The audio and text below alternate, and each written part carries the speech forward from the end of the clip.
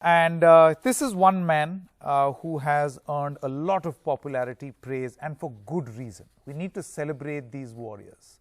I'm talking about none other than a real-life villain, but a real-life hero, Sonu Sood.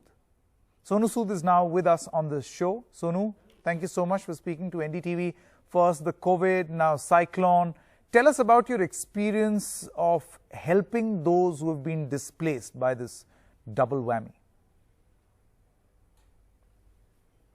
Yeah, thank you so much for having me, Sanket. When you go actually on the field, you realize what kind of sufferings people have to go through. They're waiting for the trains to go. They're waiting for some kind of means so that they can reach back to their loved ones. And but they don't have any way out. And in fact, in the morning I got a call. In fact, on my Twitter, they had sent me a video of around 200 people from Assam who were supposed to go back to their homes, but they didn't have any place to stay, so they were staying in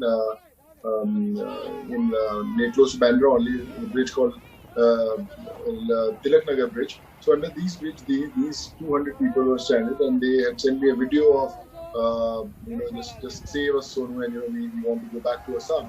So when we went there, it's in such a bad shape. It's raining because of the cyclone. They are scared. They don't have any place to stay, nothing to eat. So I wish we had some more time to get them back to their homes before all this happens. But the good part is now they are.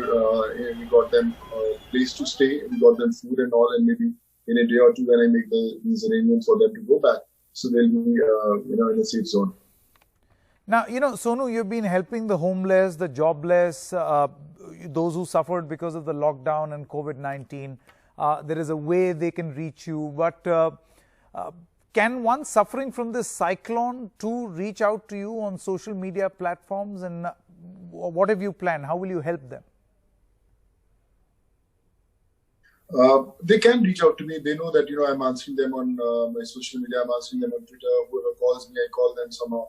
Make them reach back to their homes. So there's a huge amount of responsibility on my shoulders also, because I know that there's someone who's trying to reach me. So I have to be there. I have to connect with them. So I've got a team of almost 18-20 people. There's a very close friend of mine, childhood friend Niti Goel, and we started this whole Kharbejo drive. And the last night we were speaking to each other around at 1:32. That tomorrow again it's going to hit, and lots of people who are living on the coastal areas, they have been shifted to different care centers in Mumbai, and there are around 28,000 people. So we are arranging food for those 28,000 people. So we have to pick up from different places, burgers, and we have to give to all of them.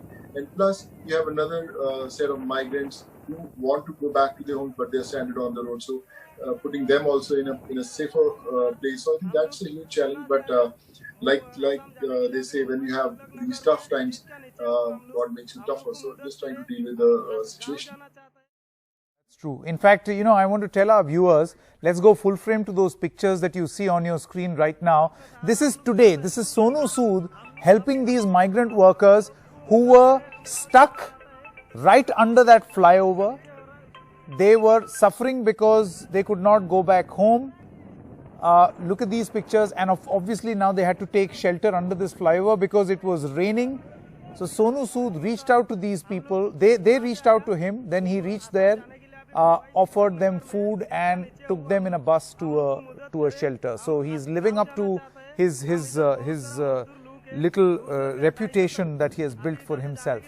Now, Sonu, why do you choose to help people directly rather than contributing in charity? This is direct help. Why did you choose this? When the whole COVID thing started, I have a hotel in June which I gave to the paramedical staff, doctors, nurses. Still, it's been used by them. It's almost 2 months now. Then we started this food drive where we were distributing almost 45,000 meals a day. And when the whole migrant movement started, so in Bombay, there are two places. One is Dahisar and one is Kalwa Chowk in Thana, where lots of migrant movement happened because that's connected to the highway. So we got all those food trucks and fruits, a lot of fruits there at the highway, and we saw couple of families going there towards Karnataka side. So we just taught them. I asked them, where are you heading to? They said, we are going to Karnataka. and in 10, 12 days we'll reach there. So I requested them to stay. I said, just give me 1 or 2 days. I'll try to get some permissions for you, some conveyance, so that you can go back home. You don't need to walk. Somehow I was able to convince them, and then they stayed. We got them buses. They went back to their homes, and those tears in their eyes, those smiles on their faces, gave us so much of satisfaction. I knew that these were the 350 people who could reach us, but there are millions stranded on the highways who have no access to us. So it's time to go all out and get in touch with all the people who are stuck in different parts of the country and try to make them reach back to them. How many people will you help? Suddenly we had thousands and thousands of requests coming every hour. So now it's kind of responsibility, because people are stranded some places. That's an important when sometimes they say to me, sir, if I'm not getting some clearance, I'm going to walk. So I request them, please don't walk. Give me a day and I'll get that thing sorted. So now it's kind of looks like it's now my job to make them reach back to their home. So yeah, I'm just trying to give my best. But Sonu, you see, you used a very interesting word called responsibility. I hope you understand the burden of responsibility. You think you'll be able to help so many people? Because see, the problem is huge, and I'm sure your resources are limited. How will you manage this burden of expectations or the burden of responsibility? I've sent 2 trains also to Bihar and UP. Now again, I've got permission for few more trains. We are trying for Bihar, we are trying for UP, we are trying for Jharkhand, which will happen in another 2-3 days. A train carries almost 2,000 people. So if 3, 4, 5 trains go, so almost 10,000 people can go at one go. And I started a toll-free number where a lot of people were calling, messages, emails. So we made a whole data where we had a section of people living for Gorakhpur, Varanasi, Madhubani, Bihar, Jharkhand, Uttarakhand. So we are segregating them and we are making them go. So now there's another set of people who want to go to Uttarakhand. So we are making them fly to Uttarakhand, almost 180 people the day after tomorrow. Because there are some people who have medical emergencies, some very old couples. So I feel that God is somehow making things happen, and we are just following the orders. All right. Good luck, Sonu Sood. Good luck. I didn't know that real life villains make for such fantastic real life heroes, but you are one such person. And my goodness, there is good reason why you are trending and people want to follow you. Thank you so much, Sonu. But Sonu is not alone, and this needs to be mentioned. Everybody, he hogs the limelight everywhere because, of course, he's the celebrity. There is a silent warrior along with Sonu. Her name is Neeti Goyal. She also works perhaps as hard, if not more, than Sonu. Neeti, thank you so much for joining us on the show. You've worked very closely with Sonu Sood and you're associated with this project. Explain to us how helpless you felt that the people were feeling. So actually, me and Sonu Sood are childhood friends, and we started relief activities during this pandemic almost in March. And we started with giving out food packets, which almost went up to 45,000 food packets a day. We did a lot of rations. We adopted a lot of stray cats and dogs, almost 10,000.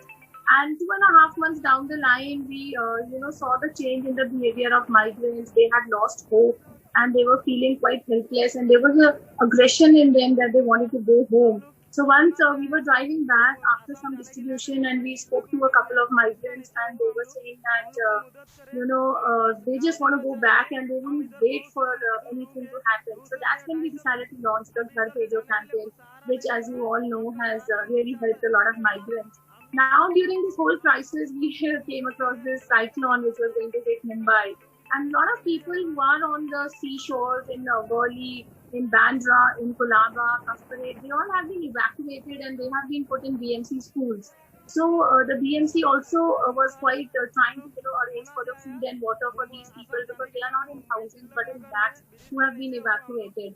So we offered to help them, and we provided them with water, with theplas, with mathis, with burgers, and whatever we could, so that these people can get food, because they are away from their homes and they are just huddled up in a school and or some hall or something. So we just want to do our best to make it easy for them and less painful for them. Well, good luck. May God give you the ways and means and resources and the will to continue to help people, because this is India, where there are a plethora of problems. There are a million problems every minute in this country. Hope there are more people like you. Thank you so much for watching this special broadcast on Left, Right and Centre. I'll take your leave from me and my team. Good night and goodbye.